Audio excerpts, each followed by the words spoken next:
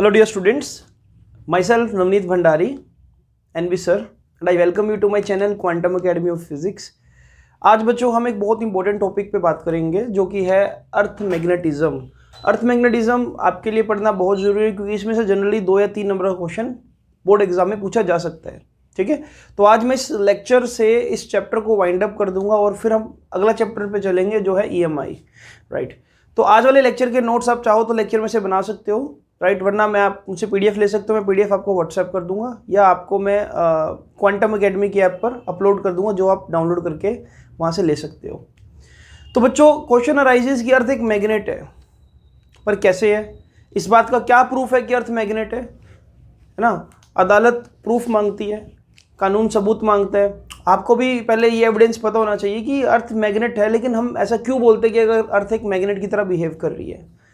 तो इसकी 3 ऑब्जर्वेशंस है जो आपको ध्यान रखने की। अगर आपसे कोई पूछे प्रूफ दैट कि अर्थ बिहेव लाइक मैग्नेट, तो आप 3 बातें उनसे बोल सकते हो। 3 बातें मैंने लिखी हुई है, मैं आपको एक बार एक्सप्लेन कर देता हूँ। See, first is why earth behave like a magnet या what are the evidence earth behave like a magnet. पहला एविडेंस ये है कि जब भी मैं किसी फेरोमैग्नेटिक सब्सटेंस को, जैसे कि आयरन हो गया, कोबाल्ट हो गया, उसको मैं अर्थ के अंदर गड्ढा खोदकर दबा दूं और कुछ टाइम बाद जब मैं बाहर निकालूं तो मुझे ऐसा देखने को मिलता है कि वो पर्टिकुलर आयरन का पीस जो काफ़ी टाइम से अर्थ में दबा हुआ था, वो बाकी आयरन के पीसेस को अट्रैक्टिव प्रॉपर्टी शो कर रहा है, मतलब उनको अट्रैक्ट करने की कोशिश कर रहे हैं। तो एक फेरोमैग्नेटिक सब्सटेंस अगर मैग्नेट में कन्वर्ट हो रहा है तो डेट मीन्स उसके आसपास कोई मैग्नेटिक फील्ड है, जिसकी मैग्नेटिक फील्ड लाइंस उसके अंदर से एंटर हुई और वो मैग्नेटाइज हो गया। तो यहाँ से पता लगता है कि अर्थ के अंदर मैं किसी भी फेरोमैग्नेटिक सब्सटेंस को अगर दबा देता हूँ तो वो एक मैग्नेट की तरह बिहेव करता है, टेम्परेरी मैग्नेटिज्म आ जाता है उसके अंदर। सेकेंड प्रॉपर्टी, जब भी हम किसी बार मैग्नेट के आसपास फील्ड लाइंस का पैटर्न ऑब्जर्व करते हैं, जब भी हम किसी बार मैग्नेट के आसपास किसी फील्ड लाइंस का पैटर्न ऑब्जर्व करते हैं तो ऐसा देखने को मिलता है कि इस बार मैग्नेट की फील्ड लाइंस के बीच में कई जगह पर मुझे न्यूट्रल पॉइंट्स मिल रहे हैं। तो न्यूट्रल पॉइंट्स मिलना मुझे ये बता रहा है, न्यूट्रल पॉइंट्स का मतलब जहाँ पर नेट मैग्नेटिक फील्ड 0 हो गया, तो न्यूट्रल पॉइंट्स मिलना हमको ये बता रहा है कि इस पर्टिकुलर लोकेशन पर अर्थ के मैग्नेटिक फील्ड की वजह से इस बार मैग्नेट का जो मैग्नेटिक फील्ड है वो क्या कैंसल आउट हो रहा है। राइट, तो एक बार मैग्नेट के आसपास कुछ देखो दूर दूर तक कोई मैग्नेट नहीं है, लेकिन फिर भी मुझे न्यूट्रल पॉइंट्स मिल रहे हैं, मतलब कि ऐसी जगह जहाँ पर नेट मैग्नेटिक फील्ड 0 हो गया, क्योंकि वहाँ पर जब मैं किसी सब्सटेंस को रख रहा हूँ या मैं किसी मैग्नेटिक कंपास को रख रहा हूँ तो वो डिफ्लेक्ट करना बंद कर गई और बाकी जगह पर डिफ्लेक्ट कर रही है। तो ये हमको ये बताता है कि अर्थ का खुद का जो मैग्नेटिक फील्ड है उस बार मैग्नेट के मैग्नेटिक फील्ड को कई जगह पर कैंसल आउट करने की कोशिश कर रहे हैं। ये था दूसरा एविडेंस। तीसरा एविडेंस ये है कि जब भी मैं किसी मैग्नेट को फ्रीली सस्पेंड करता हूँ, फ्रीली सस्पेंड का मतलब है कि ऐसे भी घूम सकता है और ऐसे भी, मतलब वर्टिकल मूवमेंट भी ले सकता है और हॉरिजॉन्टली भी घूम सकता है। तो ये देखने को मिलता है कि घूमने के बाद हमेशा एक ही डायरेक्शन में अलाइन कर रहा है, नॉर्थ साउथ डायरेक्शन। ऐसा क्यों, ये वेस्ट ईस्ट में क्यों नहीं आ रहा है? तो अगेन अर्थ का जो मैग्नेटिक फील्ड है वो इससे ये करवा रहा है। अर्थ के मैग्नेटिक फील्ड का इफेक्ट है इस बार मैग्नेट के ऊपर, तभी हमेशा ये नॉर्थ साउथ डायरेक्शन में अपने आप को अलाइन कर रहा है। So these are the evidences जिससे मुझे पता लगता है कि अर्थ एक मैग्नेट की तरह बिहेव करती है। आपको ये शायद अब माइंड से क्वेश्चन दूर हो चुका होगा कि अर्थ एक मैग्नेट है, पर कैसे? वो ऐसे है। इन 3 पॉइंट्स को नोट डाउन करो बच्चों, फिर मैं आपको बताता हूँ अब रीज़न कि क्या थ्योरी है जो सबसे ज़्यादा मतलब इसके बिल्कुल क्लोज है, जो ये बात हमको स्पष्ट करती है, क्लैरिफाई करती है कि अर्थ एक मैग्नेट की तरह बिहेव करते हैं। इसका अब रीज़न समझने की कोशिश करते हैं, इसको जल्दी से नोट डाउन करो। तो बच्चों, अब रीज़न समझने की कोशिश करते हैं कि अर्थ एक बहुत बड़ा मैग्नेट क्यों है या अर्थ मैग्नेट की तरह बिहेव क्यों करती है। देखो, बहुत सारी थ्योरीज आई इसके ऊपर, किसी साइंटिस्ट ने कुछ बोला और किसी साइंटिस्ट ने कुछ बोला। जो सबसे क्लोजेस्ट और सबसे जो सच्चाई के बिल्कुल पास है और जिसको मतलब हम थोड़ा सा वैलिड मान सकते हैं, वो ये थ्योरी है कि अर्थ के क्रस्ट में बहुत सारा मोल्टन फॉर्म में, क्योंकि अर्थ के क्रस्ट में टेम्परेचर बहुत ज़्यादा है, बहुत सारा मोल्टन फॉर्म में फेरोमैग्नेटिक सब्सटेंस है, कोबाल्ट, आयरन, राइट, इस तरह का बहुत सारा सब्सटेंस है जो मोल्टन फॉर्म में प्रेजेंट है। और आपको बताया था मैंने कि अर्थ अपने एक्सिस पर वेस्ट टू ईस्ट डायरेक्शन में रोटेट कर रही है कॉन्टीन्यूसली। हमने इसको ग्रेविटेशन चैप्टर में भी पढ़ा था। अर्थ की रोटेशन की वजह से अर्थ के अंदर प्रेजेंट वो मोल्टन फॉर्म में जो फेरोमैग्नेटिक सब्सटेंस है वो भी रिवॉल्व होगा साथ में, सपोज करो आपके पास एक बैलून है, बैलून को घुमाना स्टार्ट करो और बैलून के अंदर आप पानी डाल दो, क्या बैलून जब घूमेगा क्या पानी भी घूमेगा साथ साथ? समझ पा रहे हो? विजुअलाइज करने की कोशिश करो। तो ऐसा बोला जाता है कि जब अर्थ रोटेट करती है तो अंदर प्रेजेंट वो जो चार्ज आयंस है, वो जो मोल्टन फॉर्म में आपके पास मेटल्स प्रेजेंट है, अब क्योंकि वो चार्ज मेटल आयंस है, फ्री इलेक्ट्रॉन तो सबके पास है, जब वो घूमेगा तो घूमने से क्या होगा? कन्वेंशनल करंट बनेगा। कन्वेंशनल करंट बनेगा तो क्या होगा? देखो चार्ज मूव कर रहा है, charge is changing its position with the time, तो कन्वेंशनल करंट बनेगा और जहाँ पर करंट होगा क्या वहाँ मैग्नेटिक फील्ड क्रिएट होना स्टार्ट हो जाएगा। तो ऐसा माना जाता है कि यही इसका क्या एक वैलिड रीज़न है कि अर्थ के अंदर लगभग 3000 किलोमीटर नीचे बहुत सारा मोल्टन फॉर्म में क्या मेटल्स, आयंस और फेरोमैग्नेटिक सब्सटेंस ये सब कुछ प्रेजेंट है, राइट। तो जब अर्थ घूमती है अपने एक्सिस पर, अपने एक्सिस में जब वो रोटेट करती है तो ये मोल्टन फॉर्म में जो आयंस प्रेजेंट है ये भी घूमेंगे, जिसकी वजह से कन्वेंशनल करंट बनेगा और मैग्नेटिक फील्ड हमको क्या ऑब्जर्व करने को मिलता है। हाँ, हालांकि मैग्नेटिक फील्ड जो है बहुत वीक नेचर का है, लेकिन मैग्नेटिक फील्ड तो मिलता ही है ऑब्जर्व करने को। तो यही इसका एक एविडेंस का मतलब एक वैलिड रीजन हो सकता है, बट कुछ भी सच्चाई नहीं है, बट ये सच्चाई के सबसे करीब है, ठीक है। तो इसको आप नोट डाउन करो। अब हम बात करेंगे मेन अर्थ मैग्नेटिज्म और अर्थ के मैग्नेटिज्म से रिलेटेड कुछ जनरल टर्म्स की, ठीक है। इसको जल्दी से लिखो। तो बच्चों, अब समझने की कोशिश करना, मैंने यहाँ पर एक मॉडल बनाया है जिससे मैं आपको एक 3D मॉडल मतलब जो बोर्ड पे मैंने बना रखा है, ये अर्थ के लिए हम यूज़ करते हैं, अर्थ के मैग्नेटिज्म के लिए। इससे आपको समझाने की कोशिश करता हूँ कि हम किन टर्म्स के ज़रिए अर्थ के मैग्नेटिक फील्ड को कम्प्लीटली समझ सकते हैं, ठीक है। तो समझो ज़रा एक बार। अभी फिलहाल के तौर पे आपको एक डायग्राम नज़र आ रहा है, ठीक है। डायग्राम में आपको ये नज़र आ रहा होगा कि मैंने यहाँ पर एक वर्ड लिखा हुआ है NG। NG का मतलब है कि अर्थ का जो ज्योग्राफिकली जो नॉर्थ पोल है वो ऊपर है, और नीचे की तरफ लिख रहा हूँ मैं NS। डायरेक्शन वाइज जो साउथ पोल है तो वो नीचे की तरफ है, राइट। यानी कि यहाँ से ऊपर कन्याकुमारी और नीचे की तरफ, क्या बोल रहा हूँ, यहाँ से ऊपर कश्मीर और नीचे की तरफ कन्याकुमारी। अब हमने क्या किया बच्चों, सी मैंने ऐसा कुछ किया कि मैं एक मैग्नेटिक कंपस को उत्तर प्रदेश से कश्मीर की तरफ लेकर जा रहा हूँ। सोचो जरा, भारत का नक्शा निकालो, उत्तर प्रदेश से कश्मीर की तरफ लेकर जा रहा हूँ और कश्मीर से होता हुआ फिर मैं चाइना एंटर हुआ, चाइना से एंटर ऊपर जाते हुए मंगोलिया, देन अपना रशिया। तो मैंने ये देखा कि जो मैं कंपस को नॉर्थ की तरफ लेकर जा रहा हूँ, उस नॉर्थ डायरेक्शन में जाते जाते मान लो कि this is the direction of Kashmir, this is the direction of China and this is the direction of also Russia. तो ऐसा देखने को मिला कि जो मैग्नेट का नॉर्थ पोल है वो डिपिंग दिखाते रशिया तक पहुंचते हुए ऐसे नीचे की तरफ ग्राउंड की तरफ पॉइंट करने लग गया। अगर एक मैग्नेटिक नीडल का नॉर्थ पोल ग्राउंड की तरफ पॉइंट करने लग जाए तो मैं ये बोलूँगा कि शायद अर्थ का जो साउथ पोल है, जो अर्थ एक मैग्नेट की तरह बिहेव कर रहे हैं, वो यहाँ पर कहीं दबा हुआ है। तो मैंने बोला कि अर्थ का जो इनर सरफेस है उसके अंदर हमने एक इमेजिन कर लिया एक बार मैग्नेट है, जिसकी जो साउथ पोल है वो कहाँ पर है, अर्थ के ज्योग्राफिकल नॉर्थ की तरफ, यानी कि रशिया की तरफ। बट एक और चीज़ देखने को मिली, मैं हमेशा सीधी लाइन में चल रहा था, लेकिन साथ में मुझे ये भी देखने को मिला कि मैग्नेट नीचे तो है लेकिन मैग्नेट साइड में खिसक रहा है, थोड़ा सा डिक्लाइन हो रहा है। मतलब हॉरिजॉन्टल लाइन पर मैं चल रहा था लेकिन अचानक मैग्नेट अपने आप डिक्लाइन में होने लग गया। डिक्लाइन यानी कि अगर मैं सीधा चल रहा हूँ, लेफ्ट साइड पर ये डिक्लाइनेशन देने लग गया, मतलब मैग्नेट सीधा जाते जाते ऐसे घूमने लग गया। हॉरिजॉन्टली ऐसे घूम रहा है और वर्टिकली नीचे जा रहा है, हॉरिजॉन्टली ऐसे घूम रहा है, वर्टिकली नीचे जा रहा है।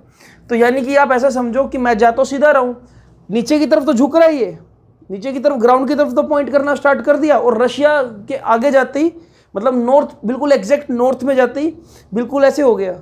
लेकिन साथ में ये भी देखने को मिला कि उसकी इनिशियल पोजीशन कुछ ऐसे थी, लेकिन हॉरिजॉन्टली भी खिसका और वर्टिकली भी गया। और ऐसा देखा गया कि इसने 11.3 डिग्री का डिक्लाइनेशन दिया, मतलब ऐसे घूम गया जो मैग्नेटिक कंपस है। इससे मुझे ये पता लगा कि जो अर्थ का ज्योग्राफिकल नॉर्थ है और अर्थ का जो साउथ पोल है, ज्योग्राफिकल नॉर्थ यानी कि नॉर्थ डायरेक्शन, और अर्थ का जो साउथ पोल है, जो इसका मैग्नेटिक साउथ पोल है, वो एग्जैक्ट एक दूसरे के ऊपर लाइन नहीं करते। उसमें क्या 11.3 डिग्री का डिफरेंस है। तो एक टर्म मैं डिफाइन कर रहा हूं यहां पर, जहां पर जिस पर्टिकुलर लोकेशन पर मैग्नेटिक कंपास का नॉर्थ पोल ग्राउंड की तरफ पॉइंट कर रहा है, उसको मैंने नाम दे दिया क्या, NM। This is magnetic north, this is magnetic north, जहां पर अर्थ का साउथ पोल है मैग्नेट का, जहां पर अर्थ के मैग्नेट का साउथ पोल है, या मैं ऐसा बोलूं जिस ग्राउंड की तरफ नॉर्थ पोल ने इंडिकेशन दी कि नॉर्थ पोल यहां पर झुक गया, यानी कि अर्थ का मैग्नेटिक बिहेवियर का जो वो साउथ पोल मैंने मैग्नेट का बना रखा है, तो उसको मैंने नाम दिया मैग्नेटिक नॉर्थ। यहां पर कंफ्यूजन क्रिएट मत करना, अर्थ का मैग्नेट का साउथ पोल यहां पर है, लेकिन मैं इसको नाम क्या दे रहा हूं, मैग्नेटिक नॉर्थ। मैग्नेटिक नॉर्थ क्यों दे रहा हूं, क्योंकि कंपास ने जो नॉर्थ पोल है वो बिल्कुल नीचे की तरफ ऐसे दिखा दिया। सिमिलरली मैं उसी कंपास को लेकर अब यूपी से गया कन्याकुमारी की तरफ, कन्याकुमारी से फिर मैं इंडियन ओशन की तरफ जाता गया, और ऐसा देखने को मिला कि साउथ पोल की तरफ जाते हुए अब मुझे जो नॉर्थ पोल की डिपिंग मिल रही थी, अब वही डिपिंग मुझे किसकी दिखाई दे रही है, वो मुझे दिखाई दे रही है डिपिंग किसकी, साउथ पोल की। मतलब साउथ पोल नीचे की तरफ झुक रहा है। इससे मुझे पता लगा कि अर्थ का जो नॉर्थ पोल है ना वो यहाँ पर है। अर्थ का जो नॉर्थ पोल है, किसका नॉर्थ पोल, अर्थ के मैग्नेट का जो नॉर्थ पोल है वो कहाँ पर है, अर्थ के ज्योग्राफिकल साउथ डायरेक्शन में। तो इसलिए मैंने यहाँ पर इस पर्टिकुलर लोकेशन को नाम दिया क्या,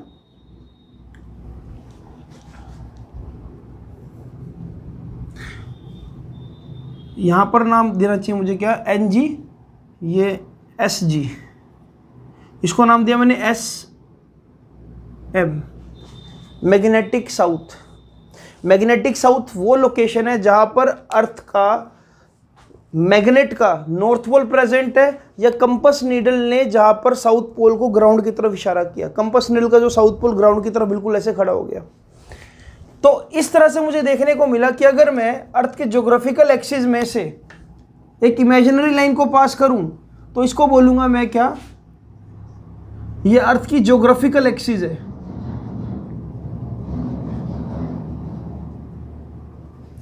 और इसी तरह से ये अर्थ के अगर मैं इस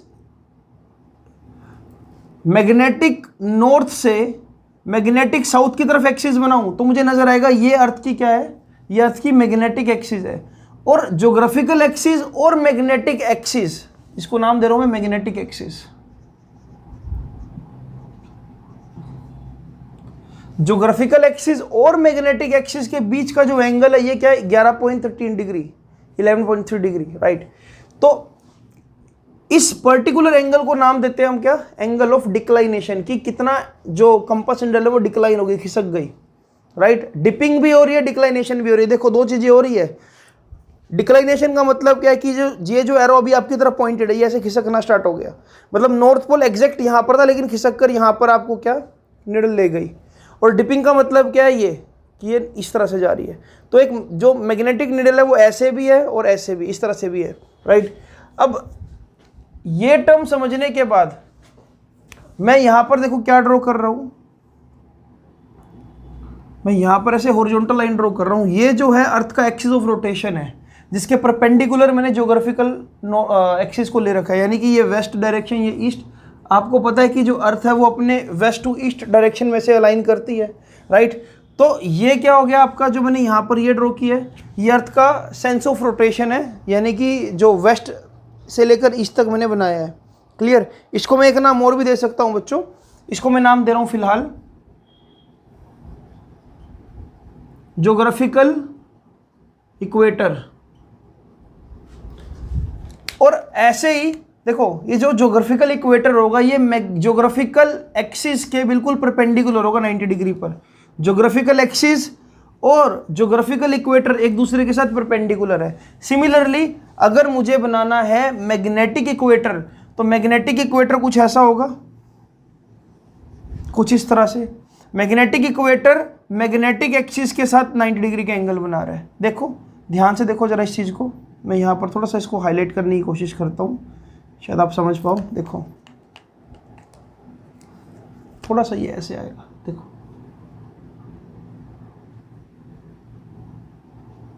देखो ये है यहाँ पर, ये जो मैं लाइन को डार्क कर रहा हूँ, this line is what, this line is magnetic axis. तो इसके परपेंडिकुलर कुछ ऐसे, इसके परपेंडिकुलर जो मैंने ये यहाँ पर 90 डिग्री का एंगल दिखाया, इसको बोलूँगा मैं क्या, मैग्नेटिक इक्वेटर।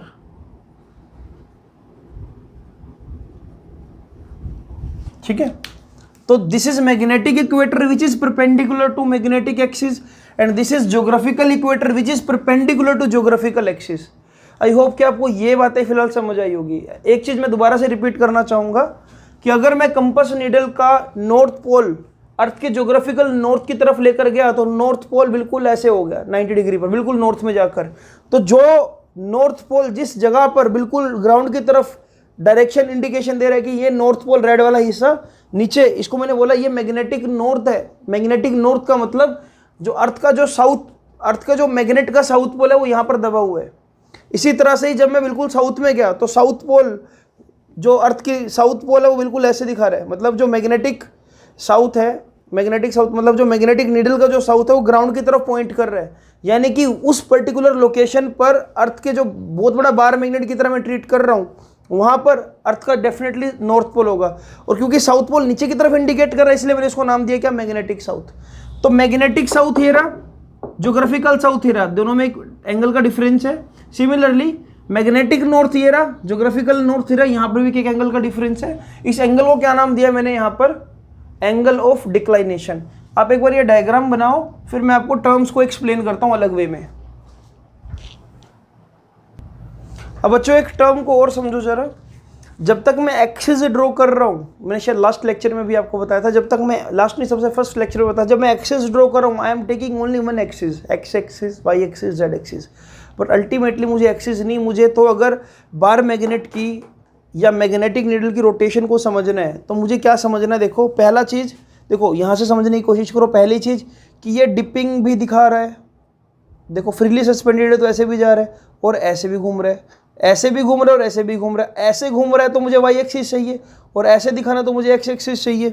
तो मैं क्या कर रहा हूँ यहाँ पर, देखो मैंने इसको कट किया, मतलब सपोज करो एक बहुत बड़ा ये एक गोला है, मैंने इसको यहाँ से कट किया, तो ज्योग्राफिकल एक्सिस को अगर मैं वर्टिकली देखने की कोशिश करूँ ऐसे, मतलब ज्योग्राफिकल एक्सिस आपको कुछ ऐसी नजर आएगी, ये ज्योग्राफिकल एक्सिस का वाई कंपोनेंट और ये ज्योग्राफिकल एक्सिस का एक्स कंपोनेंट, राइट। तो मैंने यहाँ पर एक प्लेन बना दिया ज्योग्राफिकल एक्सिस, ठीक है। तो ज्योग्राफिकल एक्सिस को जब मैं ऐसे देख रहा हूँ, मतलब एक्सिस के साथ मैं वर्टिकल लाइन ऐसे ड्रॉ कर दूँ, तो ये क्या बन जाएगा, ज्योग्राफिकल मेरिडियन बन जाएगा। मतलब एक्सिस क्या, ये एक्सिस थी, जब आप सिर्फ एक लाइन में मोशन को समझने की कोशिश करो, लो जी ये एक्सिस है, लेकिन जब मैं इसको 2D में समझने की कोशिश करूँगा तो ये क्या बन जाएगा, मैग्नेटिक मेरिडियन। तो इसको मैंने बोला कि देखो ये जो लाइन है ये तो ज्योग्राफिकल एक्सिस है, लेकिन परपेंडिकुलर ऐसे ड्रॉ कर दो एक, ताकि आप क्या वर्टिकल मोशन भी समझ पाओ। तो इसको मैंने नाम दिया कि ज्योग्राफिकल मेरिडियन, ठीक है। अब ज्योग्राफिकल मेरिडियन अगर ये है, देखो ये ज्योग्राफिकल एक्सिस, और अगर मैं इसको 2D में समझूँ तो ज्योग्राफिकल मेरिडियन, इसके साथ ये 11.3 डिग्री का थीटा एंगल बन रहा है, और यहाँ पर क्या है, मैग्नेटिक नॉर्थ। तो ऐसे ही मैंने क्या किया, ये तो है मैग्नेटिक एक्सिस, लेकिन जब मैं प्लेन बना दूंगा पूरा, जब मैं प्लेन बना दूंगा पूरा ऐसे, तो मैं बोलूंगा ये क्या है, मैग्नेटिक मेरिडियन, ठीक है। Now I am not talking about axis, axis तो एक लाइन है, मैग्नेटिक एक्सिस और ज्योग्राफिकल एक्सिस एक लाइन है। अगर मैं आपको बोलूं कि देखो जब आप इसको यहां से देख रहे हो इस तरह से, सी मैं एक एग्जांपल से समझाने की कोशिश करता हूं आपको।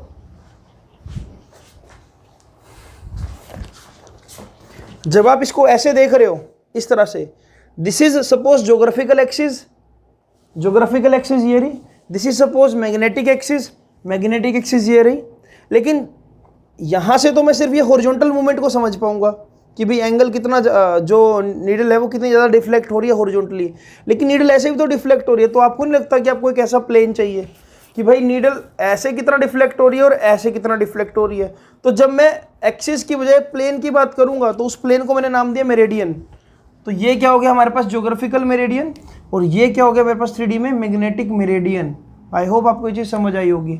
तो कहीं ना कहीं ये जो एंगल है, आप इसको ये भी बोल सकते हो कि एक्सिस के बीच में बन रहा है, लेकिन इसको हम एक्यूरेटली क्या बोल सकते हैं, this angle of declination. What is angle of declination, it is, ये लिख रहा हूँ definition, what is angle of declination, theta, angle between geographical meridian and magnetic meridian. ठीक है, तो ये एंगल को मैंने नाम दिया थीटा, जो कि एंगल है किसके बीच में बन रहा है, जो ये वाला डिक्लाइनेशन एंगल बन रहा है, यानी कि मैग्नेटिक मेरिडियन और ज्योग्राफिकल मेरिडियन के बीच में। ठीक है, अब जरा इस तरफ आओ जरा, क्योंकि मैंने आपको बोला ना कि जैसे मैं नॉर्थ में जा रहा हूं तो ये ऐसे डिपिंग भी दिखा रहा है। डिपिंग का मतलब क्या है कि ऐसे झुक भी रहा है, टिल्ट भी हो रहा है। तो देखो यहां पर मैग्नेट ऐसे तो डिक्लाइन हुआ ही हुआ, लेकिन साथ में डिपिंग भी दिखा दी। मतलब अगर मैं किसी कंपास नीडल की बात करूं,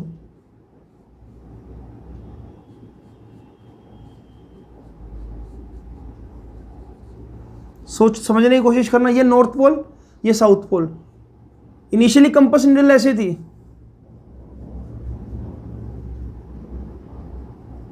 ये ऐसे घूम गई तो बोलूंगा कि मैं डिक्लाइन हो गई।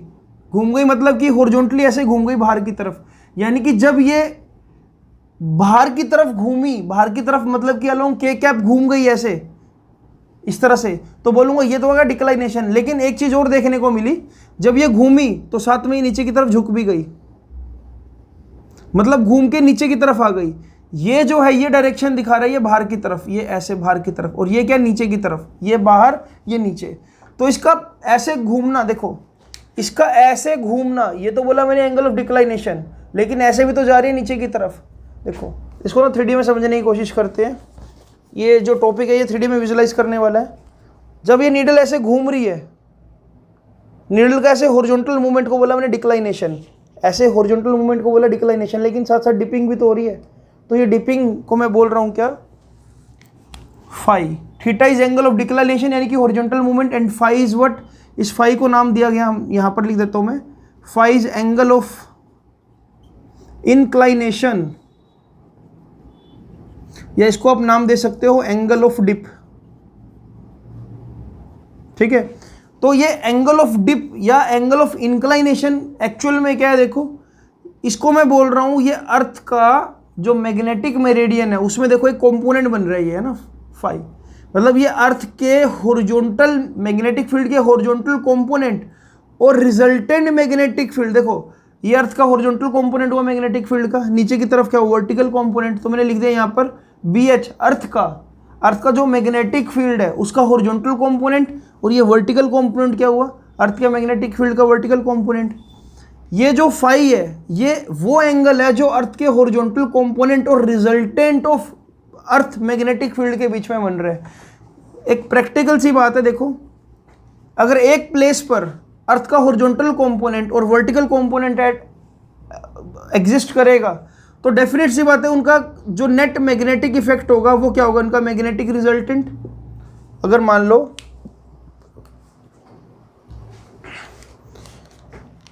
This is vertical component of earth and this is horizontal component, तो इनका जो रिजल्टेंट होगा क्या, वो रिजल्टेंट ये होगा। और मैं आपको यही बोल रहा हूं कि अर्थ का ये अगर ये हॉरिजॉन्टल कंपोनेंट है, ये रिजल्टेंट है, इसको आप ऐसे समझने की कोशिश करो, this is earth horizontal component black marker, red marker is earth vertical component and this is resultant, right. तो हॉरिजॉन्टल के साथ नीडल थी जब डिक्लाइन होकर आई, और अचानक ये डिपिंग दिखा रही है। डिपिंग किसके अलोंग दिखाएगी, रिजल्टेंट के अलोंग दिखाएगी ना, कि एक्चुअल में ये नीडल को अर्थ के मैग्नेटिक फील्ड ने नीचे की तरफ झुका दिया। कहाँ पर झुकाएगा, जहाँ अर्थ का रिजल्टेंट जाएगा। तो ये डिपिंग जो रिजल्टेंट मैग्नेटिक फील्ड के अलोंग हुई और ये अर्थ के हॉरिजॉन्टल फील्ड के बीच का एंगल, यानी कि ये ब्लैक मार्कर और ब्लू मार्कर के बीच का एंगल, इसको मैं बोलूँगा क्या, एंगल ऑफ डिपिंग या एंगल ऑफ इंक्लाइनेशन। ठीक है, तो वर्टिकल प्लेन में जो एंगल देखा मैंने ये वाला, इसको नाम दिया फाई, जिसका नाम है एंगल ऑफ डिप। तो इसकी डेफिनेशन भी मैं लिख रहा हूं, एक बार ये प्लीज कंटेंट उतारते रहो साथ साथ, ये बहुत इंपॉर्टेंट है। तो see what is the definition of angle of dip or angle of inclination.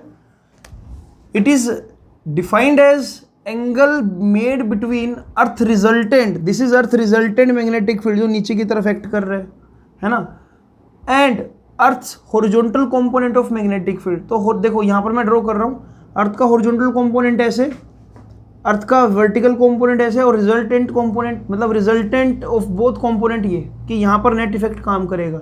और अगर मैं ऐसे ड्रॉ कर दूँ हॉरिजॉन्टली देखूँ तो ये क्या होगा, ज्योग्राफिकल मेरिडियन, और ये हॉरिजॉन्टल एंगल क्या होगा, थीटा, मतलब खिसकेगा ऐसे और नीचे जाएगा ऐसे। जो खिसकना है वो क्या है, डिक्लाइनेशन, और नीचे जाना वो क्या है, डिपिंग। तो इस तरह से हम बोलते हैं कि बार मैग्नेट फ्रीली सस्पेंडेड है, राइट।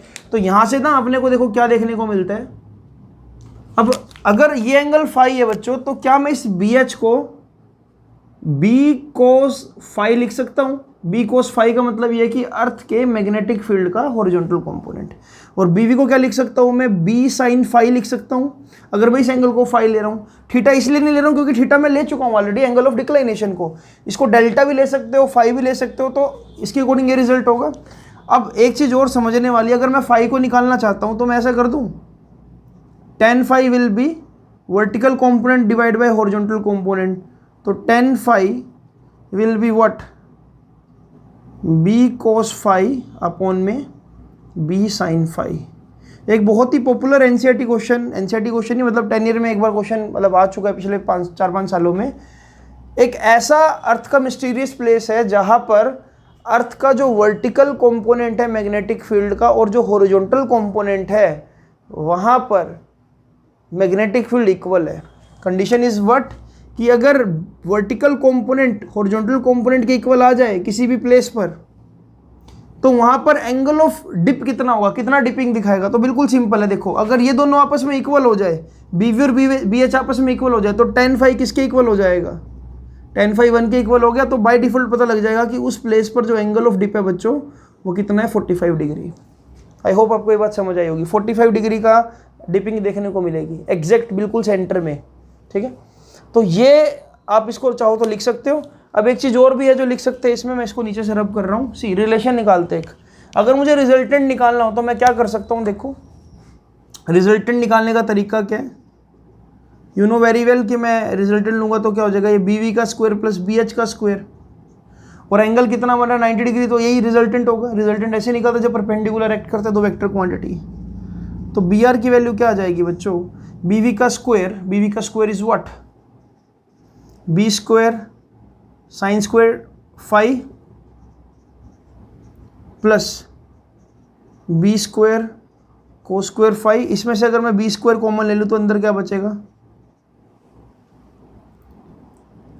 अच्छा यहाँ पर ना एक चीज़ और कर सकते हैं, ठीक है, रिजल्टेंट आप निकाल सकते हो। रिजल्टेंट के लिए फिलहाल आप यही रखो, हो सकता है वैल्यूज आपको अलग अलग गिवन हो।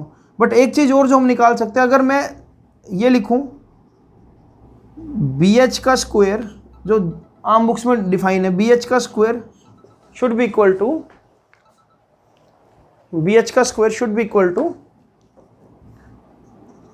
B square cos square phi. Similarly B V का square should be equal to B square sine square phi.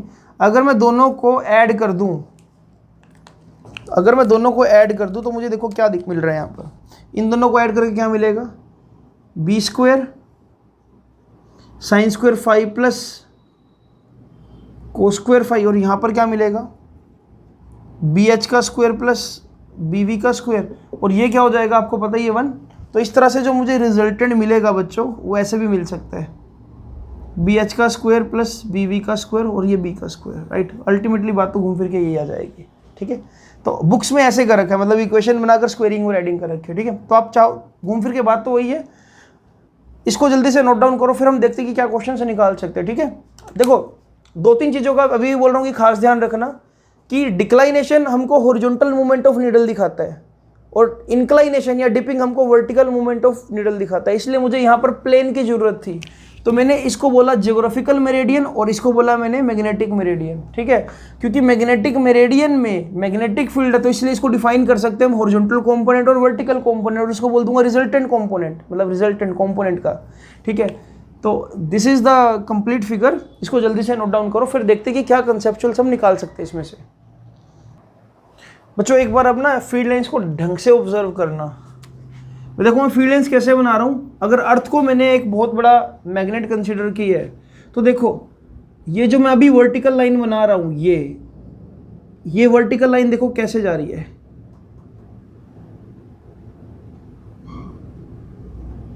कुछ ऐसे जा रही है, देखो सीधी, ये वर्टिकल लाइन सीधी जा रही है बिल्कुल।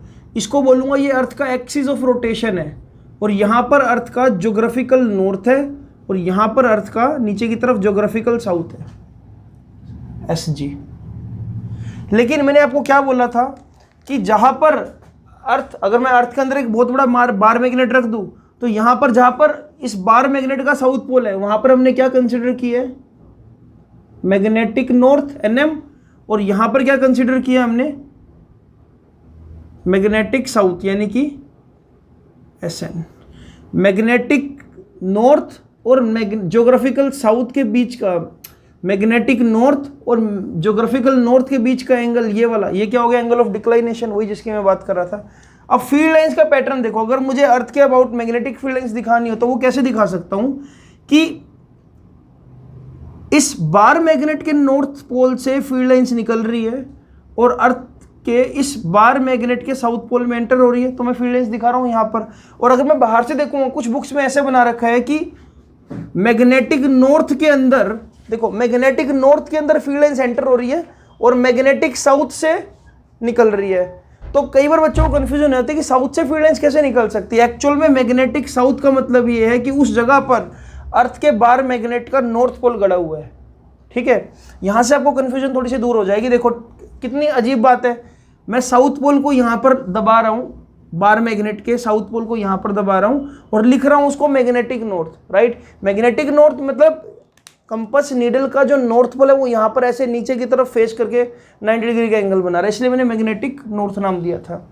तो इस तरह से आप फील्ड लाइंस का पैटर्न भी बना सकते हो। और देखो एक्सिस ऑफ रोटेशन ये है और फील्ड लाइंस एंटर यहाँ पर, देखो फील्ड लाइंस एंटर और लीव कहाँ पर करेगी, इस लोकेशन पर, इस लोकेशन पर।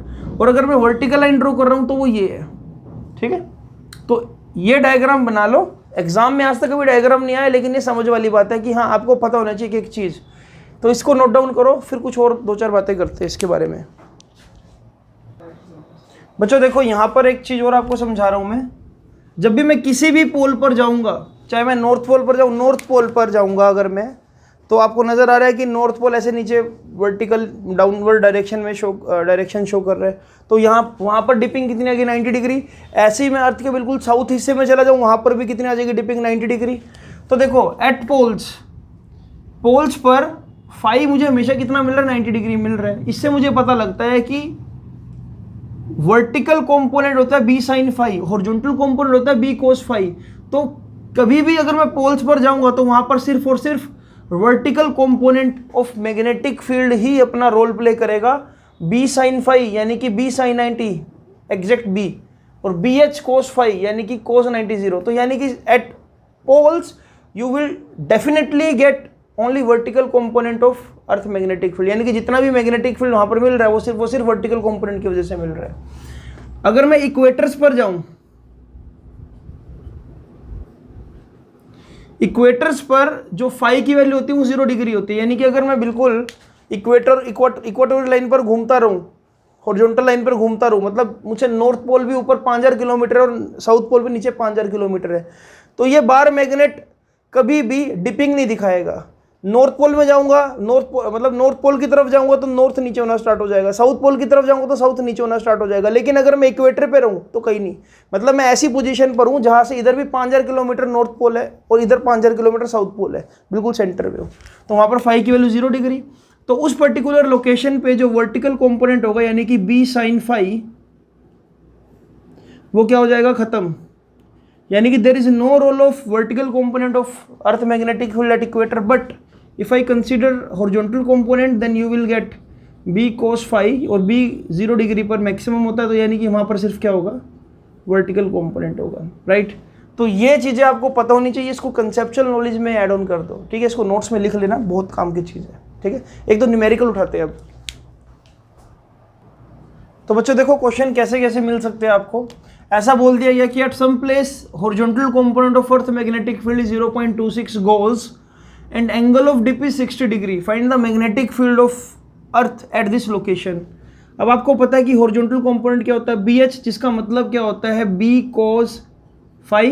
अब आपको ये B निकालना है, B का मतलब क्या होगा, अर्थ का एक्चुअल मैग्नेटिक फील्ड ना।